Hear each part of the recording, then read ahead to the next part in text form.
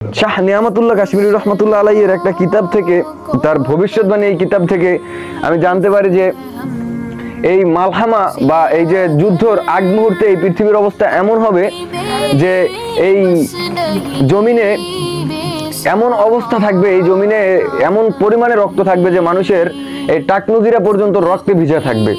এবং আমাদের বাংলাদেশ এবং এই যে ভারত উপমহাদেশের কথা বলা হয়েছে, এইসব অঞ্চলে এই জমিনগুলোতে এত পরিমাণ লাশ, এত পরিমাণ মানুষের দেহ পড়ে থাকবে, মৃত্যুদেহ, যেগুলো পচে গেলে এত পরিমাণ দুর্গন্ধ, এত পরিমাণ ব্যাকটেরিয়া সৃষ্টি করবে। সেই ব্যাকটেরিয়ার মাধ্যমে, সেই দুর্গন্ধের মাধ্যমে এই আকাশের এত উঁচু পর্যন্ত ছেয়ে যাবে যে সেখান থেকে যদি একটা পাখি উড়ে যায় তো সেই পাখি সেই গন্ধে, দুর্গন্ধে নিঃশ্বাস না নিতে পেরে সে সেখানে মরে যাবে, সেই পাখি পর্যন্ত মরে যাবে।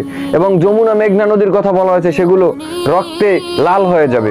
তো এত পরিমাণ ধ্বংসযোগ্য হবে। এবং এই যে জলবায়ু পরিবর্তনের কথা বলছিলাম, পৃথিবীতে জলবায়ুর এত পরিমাণ পরিবর্তন হবে, মানে এই যুদ্ধ হবার পরে যে এত পরিমাণ ইফেক্ট এই পৃথিবীর উপরে ফেলবে, সেই ইফেক্টে এই পৃথিবীর সমস্ত জলবায়ু পরিবর্তন বলতে 30 থেকে 35 বছরের একটা আবহাওয়ার পরিবর্তন হয়ে যাবে এবং সেখানে বিশেষভাবে একটা পরিবর্তন লক্ষ্য করা হবে।